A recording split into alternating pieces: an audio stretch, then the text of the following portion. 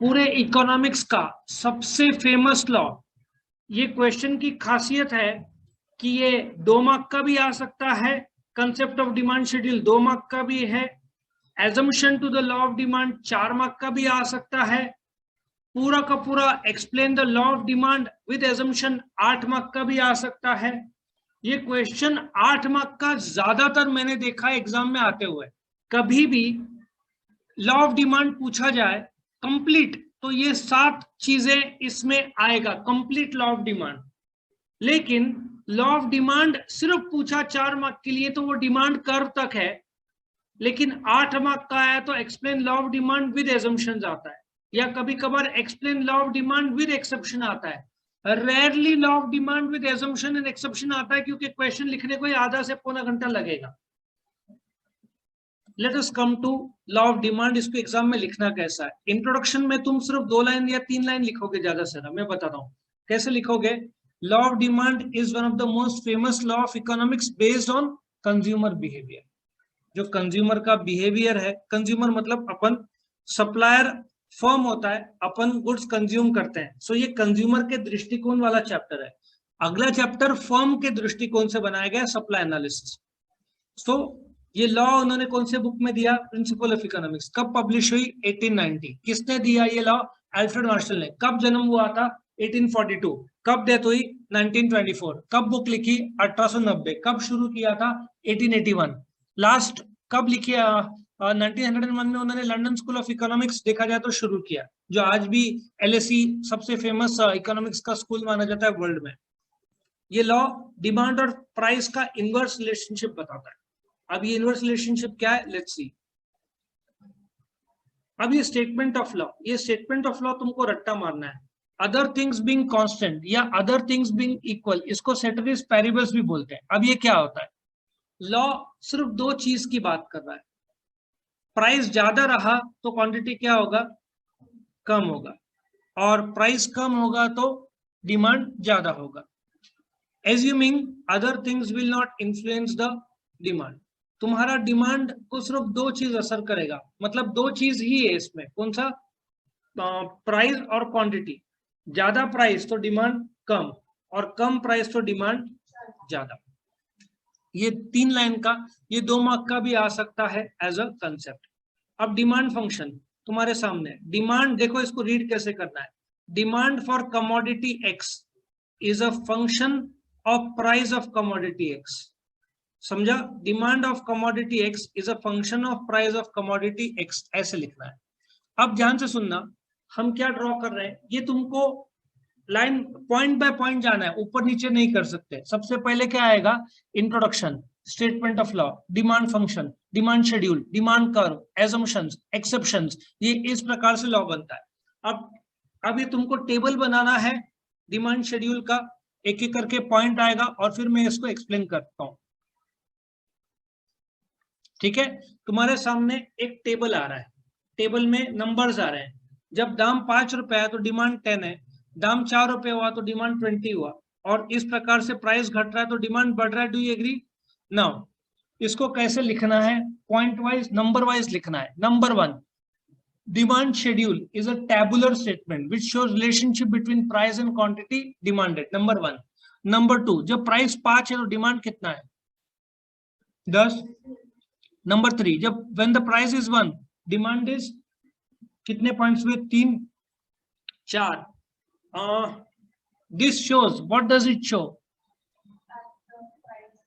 False, increases. So there is an inverse opposite relationship. देखो ये opposite है, ये घट रहा है तो ये क्या हो रहा है, बढ़ रहा है। अब हम क्या ड्रॉ करेंगे, डिमांड कर्व। ये ड्रॉ नहीं किया तो तुमको कुछ भी मार्क्स नहीं मिलेगा। सो तुम्हारा ड्राइंग शुरू होता है किसका, डिमांड कर्व का।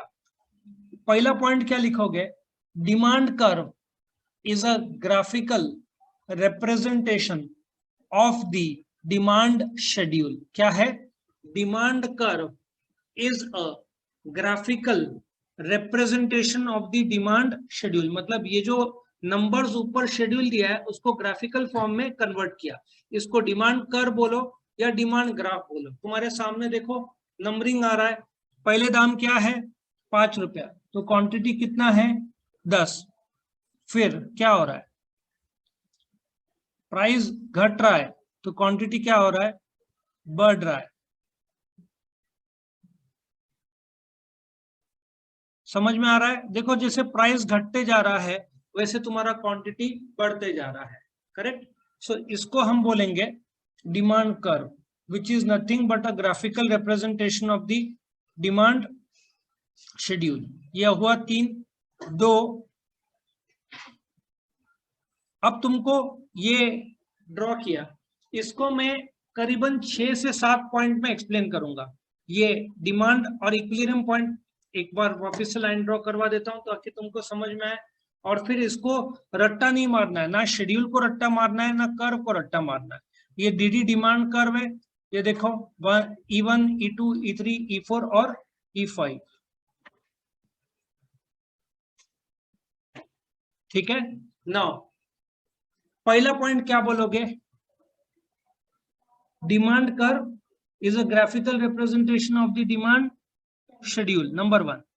Number 2, on the X axis क्या दिया है, quantity demanded, on the Y axis price is given, या उसके पहले O is a point of origin, on the Y axis price is given.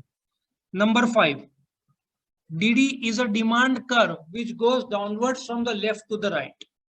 Number 6, the relationship between price and quantity demanded is inverse, मतलब ये और ये relationship opposite है जिसको inverse बोलते हैं। और आखिरी पॉइंट तुम बोलोगे 7th, ये जो घसरगुंडी है ना, स्लोप डाउनवर्ड जा रहा है, द स्लोप इज नेगेटिव, क्योंकि जैसे प्राइस घट रहा है तो ये बढ़ रहा है, तो ये घसरगुंडी नीचे जा रही है, स्लोप इज नेगेटिव। तुम 7 पॉइंट में ही इस कर्व को एक्सप्लेन करोगे, उससे ज्यादा तुम लिखोगे तुम्हारा पेपर कंप्लीट नहीं होगा, नंबर वाइज लिख देने का। अच्छा, अभी नेक्स्ट क्या है, assumptions to the law of demand. Assumptions क्या बोलता है कि लॉ ऑफ डिमांड सिर्फ 2 चीज से बनता है। कौन से 2 चीज, प्राइस और क्वांटिटी डिमांडेड। प्राइस घटा तो क्वांटिटी बढ़ता है और प्राइस बढ़ा तो क्वांटिटी घटता है। प्राइस छोड़कर अंडर एजम्पशन है कि लॉ ऑफ डिमांड सिर्फ असर होगा क्वांटिटी का, इंसान का, कंज्यूमर का। क्वांटिटी यदि बढ़ेगा तो एक ही कारण से बढ़ना चाहिए, प्राइस का घटना। लेकिन तुम बोलोगे हमारा इनकम बढ़ गया तो हम ज्यादा डिमांड करेंगे, बट लॉ ऑफ डिमांड बोलता है नहीं, सिर्फ एक ही कारण से तुम्हारा डिमांड बढ़ेगा, वो है प्राइस का घटना। पर दूसरे कारण भी हो सकते हैं, तो एज्यूम किया है कि दूसरे कारण न्यूट्रल है, असर नहीं करेंगे, सिर्फ एक चीज तुमको असर करेगा, वो क्या है, price. So no change in quality utility हमने कर दिया है, ठीक है। सो अभी तुमको एक आइडिया बताता हूं, मैंने एक स्टोरी बनाया था, ये डिटरमिनेंट्स ऑफ डिमांड के 12 पॉइंट्स है, तुमको ये लर्न करना है 11, द आंसर इज नो। याद है मैंने डिटरमिनेंट्स का लेक्चर लिया था, उसमें मैंने एक स्टोरी बनाया था, स्टोरी है क्या इसमें, नहीं है, मैं अभी बताता हूँ स्टोरी क्या था। तुम मैकडोनल्ड्स में जाते हो, क्या पूछते हो कितने का बर्गर है, वो बोलता है हमारा क्वालिटी बहुत अच्छा, तुम बोलते हो मेरे पास इनकम है, तो वो सर्वर पूछती है आपका टेस्ट वेज है क्या नॉन वेज है, तो तुम बोलते हो कि हम लोग में से एक फ्रेंड नहीं आ पा रहा है, सब्स्टिट्यूट उसकी जगह पे एक आ रहा है और दूसरा फुकटा है, तुम बहुत दिन तक जाते नहीं हो, फुकटे को कॉम्प्लीमेंट्री बोलते हो। तुम बहुत दिन तक मतलब खाने के बाद वो बोलता है कि रेट्स भविष्य में बढ़ने वाले हैं, तो तुम पार्सल ले लेते हो। तुम बहुत दिनों तक जाते नहीं हो, तुम देखते हो एडवर्टीजमेंट 50% डिस्काउंट, तुम भाग के जाते हो मैकडोनल्ड, वहां बहुत ज्यादा पॉपुलेशन रहता है, उसमें भी कंपोजिशन ऑफ यंगस्टर्स का रहता है पॉपुलेशन। गवर्नमेंट ये देख के टैक्स लगा देता है, जिसकी वजह से सबका इनकम इक्वल होता है और दिवाली शुरू हो जाती है। ये मेरा डिटरमिनेंट्स ऑफ डिमांड का जो वीडियो के एंड में डिटेल स्टोरी का एक्सप्लेनेशन है, याद होगा तो, याद है सबको। तो तुमको क्या करना है, सेम स्टोरी का वापर करना है, लेकिन प्राइस हटा देना है, क्योंकि प्राइस लॉ ऑफ डिमांड का बेस है। बाकी 2 से लेकर 12 पॉइंट जो डिमांड को असर कर सकते हैं as per determinants, law of demand में असर नहीं करेंगे, क्योंकि अदर थिंग्स बीइंग कांस्टेंट के हिसाब से उनको न्यूट्रल कर दिया गया है। सो सिर्फ एक चीज असर करेगा, प्राइस, बाकी चीजें असर नहीं करेंगे, इसलिए नो चेंज बोला है। So assumed that the law of demand will only be influenced by price and not by other factors। ये other factors है जो डिमांड को असर नहीं करेगा, और दूसरे भी। सिर्फ एक चीज असर करेगा। अच्छा, तुम पढ़ाई कोई भी कारण से नहीं करोगे, एक ही कारण से करोगे, बोलो क्या? डांट, पापा ने डांटा तो पढ़ाई शुरू हो जाती है। बाकी कोई भी कारण तुमको फर्क नहीं पड़ेगा, कोई भी कारण, ठीक है ना। स्कूल कोई फर्क नहीं, क्लास कोई फर्क नहीं, हाँ पापा ने डांटा तो एक आधा घंटा का पढ़ाई तुम दिखावे के लिए इमोशनल होके करोगे, बाकी तुम पढ़ाई नहीं करोगे, बराबर है? नहीं, खुद से पढ़ेगी, क्या पढ़ेगी? एक, वेरी गुड, टेस्ट अगले सैटरडे को। बाय द वे उसी का टेस्ट कब होगा? बुधवार को, क्योंकि आज रखा था ना, तो अभी मैं बुधवार को और अगले वीक 2 टेस्ट रहेगा। अभी ध्यान से देखना, exception to the law of demand, ये बहुत इंपॉर्टेंट क्वेश्चन है। क्वेश्चन लॉ ऑफ डिमांड का आखिरी पार्ट है। मैं अभी तक लॉ ऑफ डिमांड में ही हूं। लॉ ऑफ डिमांड में क्या क्या आएगा? पहले इंट्रोडक्शन, दूसरा स्टेटमेंट ऑफ लॉ, तीसरा डिमांड फंक्शन, चौथा डिमांड शेड्यूल, पांचवा डिमांड कर्व, छठवा एजम्पशन, और ये आखिरी एक्सेप्शन है। एक्सेप्शन मतलब जहां पे लॉ ऑफ डिमांड टूट जाता है, जहां पे लॉ ऑफ डिमांड लागू नहीं होता। सो लेट अस सी, इसको एक्सेप्शनल डिमांड कर्व बोलते हैं। और ये कर्व, ये पहले तुम्हारा एक्स एक्सिस आ रहा है, प्राइस देखो बढ़ रहा है तो क्वांटिटी घटना चाहिए, उसके बजाय तुम्हारा क्वांटिटी बढ़ रहा है। तो ये देखो, on the x axis quantity demanded is given, on the y axis price is given, OP is the original price, OQ is the original quantity, OP से प्राइस OP1 हो जाता है, जिसके जैसे क्वांटिटी बढ़ता है। ये तो उल्टा हो गया, लॉ ऑफ डिमांड टूट गया, क्योंकि प्राइस घटने से तुम्हारा कर्व ऐसे चाहिए था, ये ऐसे चाहिए था, क्वांटिटी तुम्हारा प्राइस के बढ़ने से क्वांटिटी घटना चाहिए था, ऐसे चाहिए था, बट ऐसे हुआ नहीं, उल्टा क्वांटिटी बढ़ गया। इसको एक्सेप्शनल डिमांड कर्व बोलते हैं। अब प्राइस बढ़ा तो क्वांटिटी घटना चाहिए, उसके बजाय क्या हुआ है? क्वांटिटी बढ़ गया। ऐसे कौन से चीजें हैं जिसमें लॉ ऑफ डिमांड टूट जाता है, लागू नहीं होता? एक एक करके हम देखेंगे। इसको exceptions to the law of demand, ये खुद एक शॉर्ट नोट जैसा क्वेश्चन एग्जाम में पूछ सकते हैं। मैंने जैसे बताया, लॉ ऑफ डिमांड में at least 10 different type of question पूछा जा सकता है। वो लोग स्टेटमेंट ऑफ लॉ बोल सकते हैं 2 मार्क का, डिमांड शेड्यूल पूछ सकते हैं, डिमांड कर्व पूछ सकते हैं, ठीक है ना। फिर एजम्पशन का शॉर्ट नोट, एक्सेप्शन का शॉर्ट नोट, डिमांड कर्व पूछ सकते हैं, एक्सेप्शन जस्टिफाई एक्सेप्शन पूछ सकते हैं, जस्टिफाई लॉ ऑफ डिमांड पूछ सकते हैं। कितने सारे क्वेश्चन है इसमें आ सकता है। सो एक एक करके मैं एक्सप्लेन करूंगा। ये खुद गिफन्स पैराडॉक्स एक शॉर्ट नोट में कई बार पूछा जाता है। अब ये गिफन्स पैराडॉक्स क्या होता है, ध्यान से सुनना। सर रॉबर्ट गिफन, उन्होंने देखा गरीबों में कि जब वस्तु का दाम घटता है तो वो लोग अपना कंजम्पशन घटा देते हैं। उन्होंने स्टडी किया सस्ते गुड्स का। इकोनॉमिक्स में सस्ते गुड्स के 2 नाम है, या तो इंफीरियर गुड्स बोलो या गिफन गुड्स बोलो, ठीक है। Now let us take one example. जो पाव आता है ना, ज्यादातर गरीब लोग, बहुत गरीब है तो पाव खाते हैं। So let us assume 1 dozen 12 rupees का, मतलब 1 रुपए का 1 पाव। सेलर सोचता है मैं दाम 6 रुपया कर दूंगा तो गरीब 2 डजन 3 डजन ज्यादा लेगा, ऐसा सोचता है। सो सेलर ने जब दाम 6 रुपया कर दिया, 6 रुपया डजन, तो गरीब का रियल इनकम कितना बचा? वो पहले कितना देने वाला था? 12 रुपया। अभी कितना देगा? उसका कितना बचा? 6 रुपया। अब वो क्या करता है, 1 डजन के बजाय आधा डजन लेता है, 3 रुपए के 6। अब उसके पास कितना रुपया बचा? 9 रुपया। तो वो उसका केक खरीदता है। मतलब गरीब को जब मौका मिल रहा है लाइफ एंजॉय करने का, दाम कम हो गया है, तो उसका इंफीरियर गुड्स का कंजम्पशन और भी कम करता है और सुपीरियर गुड्स खरीदता है। ये गुड्स को गिफन गुड्स बोलते हैं, which is inferior cheap goods. इस देने वाला आदमी को रॉबर्ट गिफन बोलते हैं। इस कंसेप्ट को गिफन्स पैराडॉक्स बोलते हैं। ये एक्सेप्शन है to the law of demand, क्योंकि लेट अस एज्यूम यहां पे दाम P2 कर दिया, ठीक है, तो कंजम्पशन भी कम हो जाएगा, OQ2 में आ जाएगा। वो कर तो ऐसे ही है, ठीक है ना। दाम कम हुआ तो क्वांटिटी भी कम हुआ, जबकि दाम कम हुआ तो लॉ ऑफ डिमांड के हिसाब से क्वांटिटी बढ़ना चाहिए। समझ में आया गिफन्स पैराडॉक्स? ये सिर्फ सस्ते गुड्स में लागू होता है। दूसरा, price illusion. Now price illusion ये सब लोग मानते हैं और सही भी है। Let us take one example. तुम एक सपोजिटली शॉपर स्टॉप गए होंगे तुम लोग शायद, वहां पे let us assume there are 2 white shirts, एक है 100 रुपए का, एक है 500 रुपए का। तुम्हारे मन में क्या विचार आएगा? सॉरी, पर विचार क्या आएगा कि 500 रुपए का ज्यादा अच्छा होगा। Do you agree? कई बार हम सोचते हैं कि महंगा वाला अच्छा होगा। इनफैक्ट नासिक में कुछ जगह पे misal pav will cost you 100-120 also, लेकिन कुछ जगह पे it will cost you may be only 60 या 70, और चांसेस आर कि 60-70 वाला ज्यादा अच्छा हो। Let us take one more example.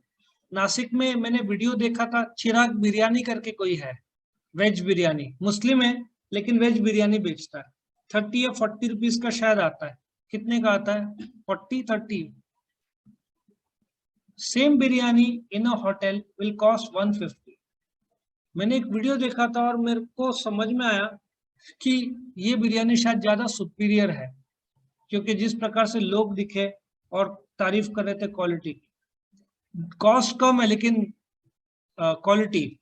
So does not mean, in fact जैसे इधर एक इडली सांबर वाला है, if you go from this side, सीबल होटल के बाजू में, I don't know you have gone on, if you taste उसका सांबर और ताज का सांबर, तुमको इसका ज्यादा अच्छा लगेगा। I think one of the best he makes. So price illusion अपने को रहता है कि ज्यादा कॉस्टली तो ज्यादा अच्छा रहेगा। मेरे को से हेडफोन या एयरफोन लेना है तो कई बार लगता है 500, 600, 800 का होगा तो अच्छा नहीं होगा। चांसेस हो अच्छा, हु नोस। ठीक है ना? अभी हम ये जो क्या बोलते हैं, what do you call, headphone या इसको वायरलेस स्पीकर का, जस्ट मैं देख रहा था फिर यूट्यूब में देखा तो 500 रुपए का एक तो कोई कंपनी वो ज्यादा अच्छा बोला है एज कम्पेयर टू कुछ और जो 800-1000 के आता। सो अपना प्राइस इल्यूजन रहता है कि costly things are better, not necessary. तो ये भी लॉ ऑफ डिमांड को तोड़ देता है कि अपना विचार रहता है ज्यादा प्राइस मतलब ज्यादा अच्छा, तो हो सकता है ज्यादा लोग खरीदे इन टर्म्स ऑफ गुड्स। एक और है क्वालिटेटिव चेंजेस। क्वालिटेटिव चेंजेस क्या है? नाउ समटाइम्स इफ तुमको बोस के या सोनी के, तुमने आई डोंट नो कितना यूज किया है सोनी के हेडफोन्स, वो बड़े आते हैं, पतले आते हैं, तुमने कितना यूज किया है? मैंने एटलीस्ट 4 से 5, एक इधर रहता है, सेम क्वालिटी का घर पे एक है। So I have use Sony के probably more than any other, और I have realized it has the best quality. वो 2-4 बार 10 बार गिरा भी होगा, बट उसका जो साउंड क्वालिटी है वो बहुत बड़ी। ऑफ कोर्स उससे अच्छा मैंने सुना है बोस का है, BOSE, वो और भी ज्यादा लग्जरी, वो तो 20-25 हजार से सुना है मैंने शुरू होता है, then it can go as high as you want. फिर एक मार्शल का बहुत कॉस्टली आता है, but quality wise if you check out Honda, Toyota, ये सबके रेट्स कंपेरेटिव में इक्वल कार से ज्यादा होगा। मर्सिडीज का जो मेक है कार, तुमने आज तक मर्सिडीज के कार को पलटते हुए प्रोबेबली वीडियो कहीं देखा भी नहीं होगा, मुझे नहीं लगता, क्योंकि उनके जो डायनेमिक्स है कार के, वो गाड़ी पलटती नहीं है, and it is suppose to be the best, one of the best engineered cars in the world, इसलिए तो उसका कॉस्ट ज्यादा है। So if you are considering quality, you might have to pay a higher price. इसलिए सोनी के products बाकी के comparison में कॉस्ट ज्यादा रहता है, बिकॉज उनका क्वालिटी बहुत अच्छा रहता है। कई बार तुम देखो कुछ हाथ से गिर गया, अभी तो हैंडसेट्स को असर नहीं होता गिरने के बाद, लेकिन 10 साल पहले हैंडसेट गिरा के गया रिपेयर, अभी देखो लगभग कोई भी हैंडसेट वैसे तैयार किया गया। लेकिन इफ यू चेकआउट आईफोन, उसका एल्यूमिनियम जो है वो कौन सा ग्रेड है?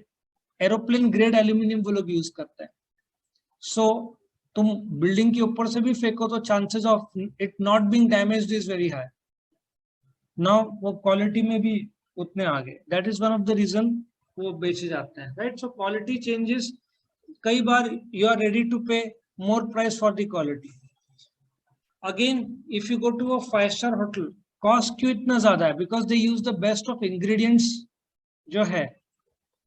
कल मैंने एक ऐड देखा, मे भी टाइम मिले तो मैं डाल दूंगा.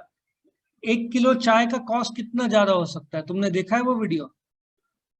14 lakhs, 14 lakhs अ केजी वाला मैंने वीडियो देखा. और सिर्फ दार्जिलिंग से आई थिंक आता है, और एक सेलेक्ट जगह से. वीडियो मेरे को याद दिलाना, मैं भेजता हूँ तुमको. तो 14 लाख रुपया का 1 किलो, उसमें गोल्ड डस्ट डालते हैं और पता नहीं क्या है. 50 ग्राम्स लेना है तो 70,000. वो दिल्ली की एयरपोर्ट और दिल्ली में ओबेरॉय होटल में ही मिलता है, दो ही जगह. So and people are ready to shell out this much. Coffee मैंने सुना था 20,000 रुपया kilo, but this is very high. So if quality है, in Switzerland you might for hotel 50 lakh रुपए एक रात का. इंडिया में भी तुमको 12-14 लाख रुपए मिल जाएगा for 1 night stay in luxury. I think Rajasthani Udaipur में there is a hotel 12-14 lakhs. Delhi में भी द ललित ये सब है. तुम बुर्ज अल अरब में चले जाओ, दुबई में 5 to 10 lakh rupees peak season में होगा. मैं पीक सीजन की बात कर रहा हूँ, और अभी उनका ऑफ सीजन है गर्मी. सो पीक सीजन में उनका दिसंबर में रेट्स बहुत हाई रहता है. सो क्वालिटी में have to shell out more. Habitual goods, government कितना भी सिगरेट के दाम बढ़ा दे, जिनको आदत रहती है वो लोग स्मोक करेंगे, ठीक है ना. या जो तंबाकू या क्या बोलते हैं, कितने का आता है गुटखे का पैकेट? कितने का आता है मुझे नहीं पता. किसी को पता है? पीछे पूछ रहा है. मुस्तफा को क्यों पूछ रहा है? बोल मुस्तफा, तेरे को लटका रहा है देखो. क्यों ऐसा चेहरा क्यों उदास लग रहा है? रात को पढ़ रहा था ना, लेट हो गया क्या? साइकिल चलाते हुए थक गया? क्यों लेट हो गए?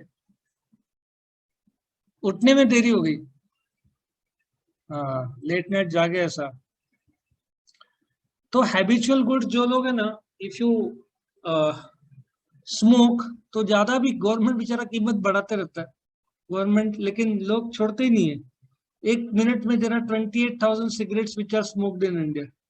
28,000 सिगरेट्स 1 मिनट में लोग फूक डालते हैं. सो उसका आई रिमेम्बर, मेरे I was 30 years back, a relative had come. He was a chain smoker. तो गोल्ड फ्लेक का ही यूज्ड टू टेल मी कि पैकेट लेकर आना. 14 रुपया का एक पैकेट आता था, प्रोबेबली 10 आते थे उसमें.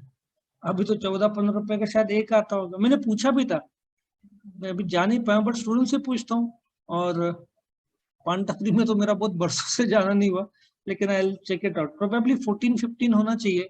सो बट वो 20 भी रुपया कर दिया, फिर भी लोग छोड़ेंगे नहीं. तो दाम ज्यादा फिर भी लोग स्मोक करते हैं. हैबिचुअल गुड्स, ये बड़ा इंटरेस्टिंग है. कॉम्प्लीमेंट्री गुड्स, एक सिली एग्जांपल देता हूँ, शू और शू पॉलिश का. लेदर के शूज का दाम बढ़ा दिया तो लेदर के शूज का सेल कम हो जाएगा. लेदर के शूज के लिए शू पॉलिश लगता है, उसका दाम कम भी कर दिया तो क्या फायदा? शूज ही नहीं बिक रहे तो शू पॉलिश कहाँ से बिकेंगे? समझ में आ रहा है लॉजिक? तो कॉम्प्लीमेंट्री गुड्स में भी एक्सेप्शन बन जाता है. और फिर एक्सपेक्टेशन ऑफ, ये तो बहुत क्लासिक एग्जांपल है, मैंने तुमको बताया था. अभी आईफोन 12 नॉट 13, 12 के बेस्ट ऑफ बेस्ट रेट्स मिल रहे हैं ये टाइम में. अगस्त में तो तुमको गजब रेट्स मिलेंगे, मतलब it will be very cheap. और 13 का भी गिर रहा है, लेकिन अगस्त में सबसे ज्यादा गिरेगा. सो इफ तुमको पता है आज आई थिंक कितने का था, 79,000 का 8 आता था, कितने का? 79 का probably you will get 70,000 now, but same August में you will get at 55,000. तो पता है रेट गिरने वाला है. So what would you do now? Delay the buying, but अभी प्राइस ऑलरेडी कम है, फिर भी क्वांटिटी बढ़ना चाहिए पर नहीं बढ़ रहा है क्योंकि लोग डिले कर रहे हैं because they know price will fall in the near future. ठीक है, सो ये भी एक्सेप्शन बन जाता है। और लास्ट में इग्नोरेंस। अभी एक आई थिंक दिलीप कुमार का ऑटोबायोग्राफी कुछ तो था, ये बात कर रहा हूं मैं मेनी इयर्स बैक। एक शॉप में आई वेंट, कितने का था, 700-800 का शायद, I don't remember. I bought it. किसी स्टूडेंट ने बोला सर आपने चेक नहीं किया ऑनलाइन। मैंने बोला ऑनलाइन मिलता है, मुझे पता भी नहीं था। ये सर चेक कर लो। सो अमेजन डाउनलोड किया, उसमें था 450। मैंने बोला कि नकली तो बुक नहीं है, ये सर नहीं वही बुक है। So I had to order, मेरे पास तभी टाइम था तो आई यूज्ड टू रीड। फिर सचिन तेंदुलकर का कुछ ऑटोबायोग्राफी था, वो भी कुछ 700-800 का। तो इस बार मैंने सोचा ऑनलाइन खरीदता हूँ और ओरिजिनली आया वही 450-500 का। So what I mean to tell you कि तुमको पता नहीं रहता है और तुम ज्यादा दाम में खरीद लेते हो। बॉम्बे में एक अंधेरी में जगह है अल्फा नाम, हमारे टाइम में it was a very famous place, अभी भी है। वहां पे सब फॉरेन के गुड्स मिलते थे। अभी तो अमेजन सब जगह से मिलता है, बट हमारे टाइम में फॉरेन गुड्स का क्रेज बहुत था। अभी नहीं रहा क्योंकि अभी यू गेट नियरली एवरीथिंग, हमारे टाइम में सब मिलता नहीं था। तो बॉम्बे में गए तो अल्फा जरूर जाते थे क्योंकि वहां पे फॉरेन की चीजें मिलते थे, भले ही सस्ते हो या महंगे, एक चक्कर जरूर मारो। उसके विसिनिटी में अल्फा की 8 एक दुकान है, प्लस बहुत सारे मोबाइल शॉप्स है। तो मैंने बोला चलो चक्कर मारते हैं। सैमसंग का आई विजिटेड, सैमसंग आईफोन के 6 दुकान थे, आई गॉट 6 डिफरेंट रेट्स। उसमें भी इफ यू पे in cash rates will be different. तो अब तुम पर है, तुम कितना इंक्वायरी और चेक करके खरीदते हो। सो इग्नोरेंस से कई बार लोग ज्यादा कीमत चुका देते हैं और बाद में पता चलता है गलती हो गया। फिर लास्ट का प्रेस्टीज गुड्स। प्रेस्टीज गुड्स में वो डायमंड का, लोग डायमंड पहनते हैं, उसका कारण it is very costly, not everybody can afford it. तो diamond can cost you lakhs of rupees. I think Tiffany and company है जो जिसमें सब मिलता है। Why do people buy ultra luxury cars? एक बोलते हैं ना प्रेस्टीज गुड्स में एक शो ऑफ कंटेंट आ जाता है, where rich people are showing off their बोलते हैं ना लग्जरी जो अदर्स कैन नॉट अफोर्ड। तो उसमें वो ज्यादा महंगा है, इसलिए मर्सिडीज 5 लाख की होगी तो पूरी इज्जत बर्बाद हो जाएगी उसकी। वो महंगा है इसलिए selective people buy it and others can just see it और ऑब्जर्व इट। तो ये कारण है कि प्रेस्टीज गुड्स महंगा है इसलिए वो बिकता है, सस्ता है तो वो नहीं बिकेगा उतना, उल्टा ब्रांड नेम खराब हो जाएगा। समझ में आया? इफ यू गो, अभी let me give an example. Burj Al Arab, it is the एक समय का tallest, I think the only 7-स्टार होटल इन द वर्ल्ड। तो इफ यू गो देयर और तुमको यू से नाश्ते में मेरे को समोसा चाहिए या ऐसे कुछ बोलते हो जो वो लोग बनाते नहीं है, they will never say no. अभी एक जन ने इवनिंग में बोला I want this for breakfast, they will ask you everything. तकिए के साथ वैरायटी देंगे, कौन सा कंफर्टेबल लगता है, ठीक है ना। तुम दुबई जो DXB एयरपोर्ट है वहां से दूर है ये बुर्ज अल अरब, तो तुम बोलते हो कि कार से नहीं आना, they will have a helicopter from there, उसके टेरेस में हेलीकॉप्टर है वहां पे लैंड करवा देंगे, कीमत लेंगे तुमसे। और उस होटल में 10-15 लाख पिक्स दिन में रहता है, सब बाहर से फोटो खिंचाते हैं। मेरा भी एक फोटो बाहर, अंदर कोई जाने देते नहीं है, सब फॉरेनर्स भी बाहर खिंचाएंगे because it is ultra costly.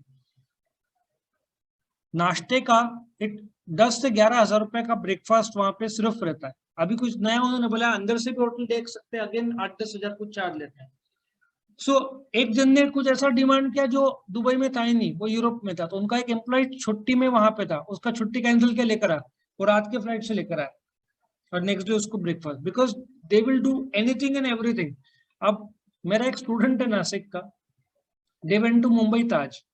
अब ये लोग बहुत रिच स्टूडेंट्स थे, तो 10,000 की गड्डी ऐसे लेकर गया, वेटर आया। अब ताज में तुम क्या ऑर्डर करोगे, अलग अलग चीज है। बोलता है एक काम कर, एक नारियल पानी लेकर आ।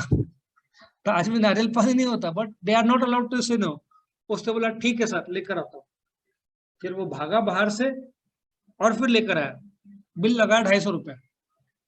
Of course bill will be 2 boiled अंडे will cost you 900 rupees approximately, 800 to 900. But बोलने का तात्पर्य प्रेस्टीज गुड्स एक तुमको एंजॉय करना है तो यू हैव टू पे द प्राइस। तो इसलिए वो बिकता है क्योंकि वो महंगा और लग्जरियस है। समझ में आया सबको, यस और नो? अभी इसको लर्न करने के लिए एक और स्पेकुलेशन में क्या होता है कि शेयर्स के दाम बढ़ रहे हैं तो लोग और खरीदते हैं, एज्यूमिंग और बढ़ेगा, तो मार्केट इतना ऊपर चला जाता है, फिर भी लोग खरीदते जाते हैं और फिर बबल फूटता है। लेकिन क्या हो रहा है, जब शेयर मार्केट बहुत हाई रहता है तो उससे भी हाई कई बार चला जाता है क्योंकि लोग एज्यूम करते हैं कि प्राइस ज्यादा है तो लोग ने शेयर्स कम खरीदने चाहिए, लेकिन लोग सोचते हैं और दाम बढ़ेगा और प्रॉफिट होगा तो उल्टा और ज्यादा खरीदते हैं। ऐसा भी होता है शेयर बाजार में, स्पेकुलेशन में सट्टा गुड्स होता है। अभी कितने पॉइंट्स है? 9 पॉइंट्स है। So I will help you learn this points. ये पॉइंट ऐसा है, अब देखो गिफन ने मैकडॉनल्ड्स में पार्टी दिया क्योंकि उसने आईपीएस एग्जाम पास किया। गिफन देख रहा है आईपीएस, ठीक है। गिफन ने मैकडॉनल्ड्स में पार्टी दिया क्योंकि IPS ignorance Prestige good and speculation exam पास कर लिया है। अब तुम बोलोगे सर बाकी का, मैकडॉनल्ड्स का स्टोरी याद है? तुम मैकडॉनल्ड्स जाते पूछते हो कितने का बर्गर है, प्राइस, वो बोलती है हमारा क्वालिटी बहुत अच्छा है। तुम बोलते हो मेरे पास इनकम है, वो पॉइंट नहीं डाला। वो फिर टेस्ट प्रेफरेंस हैबिट्स याद है, सब्स्टिट्यूट एंड कॉम्प्लीमेंट्री याद है, एक्सपेक्टेशन अबाउट फ्यूचर प्राइस। सो तुमको गिफन आईपीएस पास के इसलिए मैकडॉनल्ड में पार्टी दिया। मैकडॉनल्ड के पॉइंट्स ये 2 3 4 5 6, बस तुमको इतना याद रखना है और तुम्हारा ये हो जाएगा। नाउ ये खत्म होता है। अब ये 7 के 7 पॉइंट लर्न कैसे करने हैं उसके लिए भी मैंने एक टेक्निक बनाया है, ठीक है। उसके बाद में एक एक करके एक्सप्लेन करूंगा। नाउ ये टेक्निक ऐसा है, स्टोरी, एक स्टोरी बनाया जिससे आपको कोई भी लॉ इकोनॉमिक्स का ये 7 चीजें लगेंगे। किसी किसी में हो सकता है डिमांड फंक्शन ना आवे, लेकिन बाकी सब चीज कोई भी लॉ में आएगा, ठीक है ना। कोई भी लॉ इकोनॉमिक्स का रहा तो ये 7 में से 6 चीज रहेगा, फंक्शन कुछ लॉज में नहीं आता है। सो एक शादी का फंक्शन है तो ऐसे सोचो कि एक शादी का फंक्शन है, 2 फैमिली मिलते हैं एक दूसरे के लिए अरेंज मैरिज का डिस्कशन करने के लिए। तो तय हो जाता है कि शादी करना है, तो वो लोग डिसाइड करते हैं कि शादी हिंदू लॉ के मुताबिक होगी, ठीक है ना। पहले क्या होता है, इंट्रोडक्शन होता है 2 फैमिलीज का, देन दे डिसाइड कि शादी हिंदू लॉ के हिसाब से होगा। तो शादी का फंक्शन 3 फरवरी को और शेड्यूल होगा 4 दिन का, जिसमें संगीत, मेहंदी, पार्टी एक्सेट्रा। सो वापस से एक बार, 2 फैमिली मिल रहे हैं, इंट्रोडक्शन हो रहा है, फाइनलाइज हो गया। उसके बाद क्या, हिंदू लॉ के मुताबिक होगी। फंक्शन 3 फरवरी, शादी का शेड्यूल कितने दिन का होगा, 4 दिन का। पहला पॉइंट क्या है, इंट्रोडक्शन हुआ। उसके बाद क्या, हिंदू लॉ के मुताबिक होगी। तीसरा, शादी का फंक्शन कब होगा, 3 फरवरी को, और शेड्यूल 4 दिन का होगा पहले, ठीक है। अब आजकल मेहंदी दुल्हन लगाती है ना हाथों में, दोनों हाथों में, तो दुल्हन मॉडर्न है, वो बोलती है कि हाथ में वो रहता है ना हस्बैंड का नाम, वो बोलती है मेरे को हस्बैंड का नाम नहीं चाहिए। लड़की मॉडर्न है,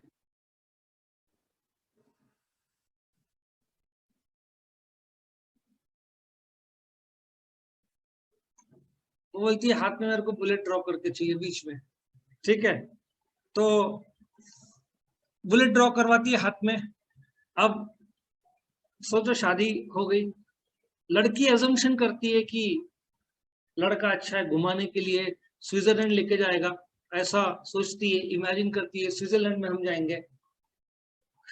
लेकिन लड़का ले जाता है, एक्सेप्शनल लड़का रहता है, ले जाता है श्रीलंका या बांग्लादेश, ठीक है। सो पॉइंट नंबर 1 क्या है, एक इंट्रोडक्शन होता है, फिर क्या, तय हो जाता है शादी किस हिसाब से करने का प्लान है, हिंदू लॉ। फिर फंक्शन कब होगा, 3 फरवरी को। शेड्यूल कितने दिन का होगा, 4 दिन का होगा शादी का जो फंक्शन है, संगीत, मेहंदी, पार्टी। फिर हाथ में कर्व वो कैसे ड्रॉ करती है, हस्बैंड का नाम नहीं चाहिए, क्या चाहिए, बुलेट चाहिए, बुलेट ड्रॉ करती है। फिर एजम्पशन करती है घुमाने कहाँ ले जाएगा, स्विट्जरलैंड, कहाँ ले जाता है, बांग्लादेश या श्रीलंका सोचो। तो इस प्रकार से तुमको ये 7 पॉइंट याद रखने हैं। नाउ वीडियो पसंद आया तो लाइक करना, फ्रेंड्स के साथ शेयर करना, चैनल को सब्सक्राइब करना। और एक और बार याद दिला दूं, इस वीडियो के डिस्क्रिप्शन में जो लिंक दिया है उसको आप क्लिक करोगे तो आपको chapter by chapter, question by question सारे वीडियोस मिल जाएंगे। Thank you for watching.